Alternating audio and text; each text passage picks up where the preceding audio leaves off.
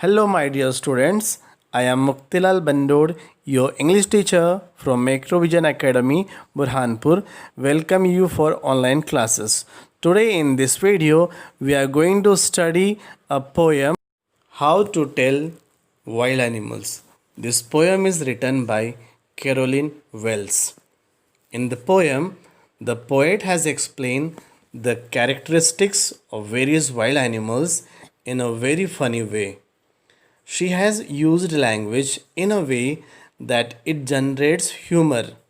She is introducing the reader to various kinds of wild animals like Asian lion, Bengal tiger, bear, etc., explaining each of the animals in a very humorous way. Now, let me give you brief introduction about the poet Caroline Wells. Caroline Wells was born in 1862 and died in 1942. She was an American writer who was famous for books based on mystery. Her famous works are At the Sign of the Sphinx, The Jungle Book, and The Story of Betty. Explanation of the poem. Dear students, now I will explain you the poem stanza wise. The poet is telling the readers that how they can recognize various animals in the jungles of the east. So in the first stanza, she says that if the reader comes across an animal whose skin are yellowish brown in color, and if it roars at him so strongly that he can die out of fear, it means that she has encountered an Asian lion.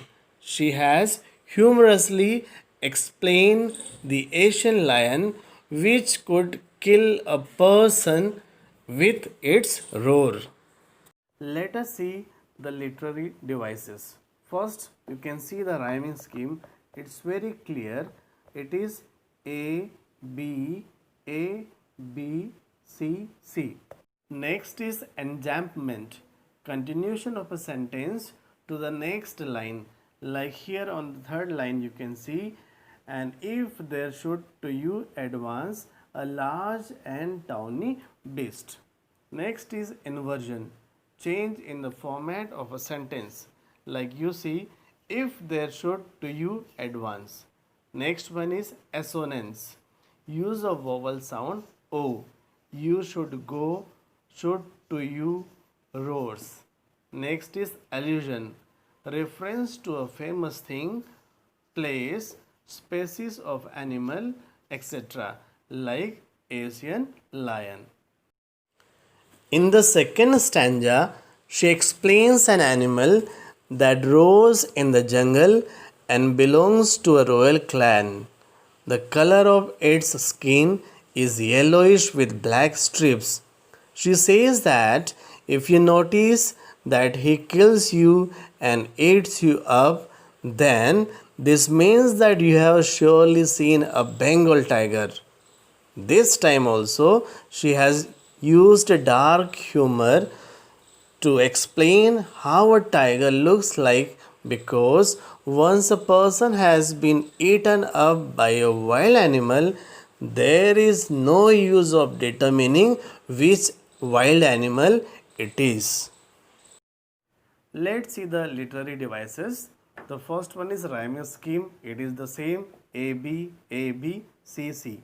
The second is alliteration, repetition of consonant sound R at start of two or more closely connected words like roaming round. Third is inversion, change in the format of a sentence like the Bengal tiger to descend. Fourth is allusion, reference to a famous thing, place, species of animal, etc., like Bengal tiger. Last is assonance, use of vowel sound O, or if some time when roaming round. And in the third stanza, the poet says that if you are carefully walking in a jungle, you will meet an animal who has a skin with spots on it. This animal is so fast that it will leap on you at once, which means that it will jump on you.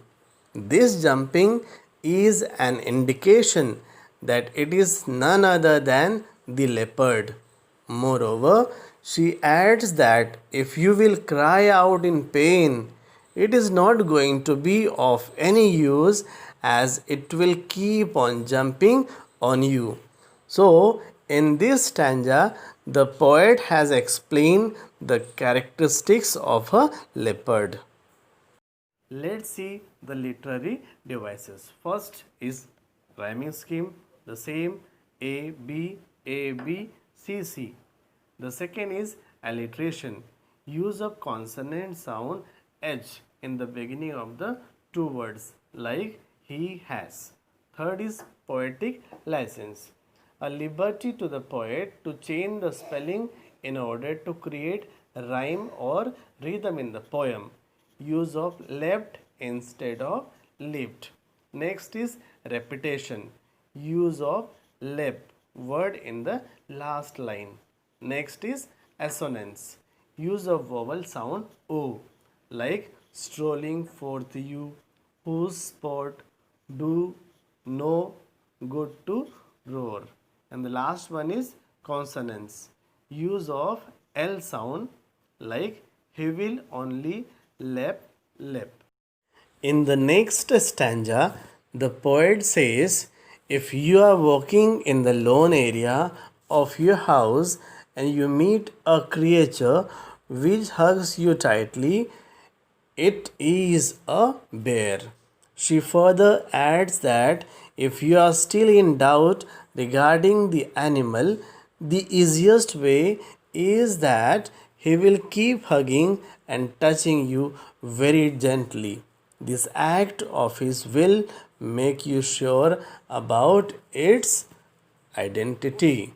You will come to know that it is a bear. And the literary devices are, the first one is rhyming scheme. It is the same A B C C. And the next one is enjambment, continuation of a sentence to the next line. As you can see here, if when you are walking around your yard, you meet a creature there.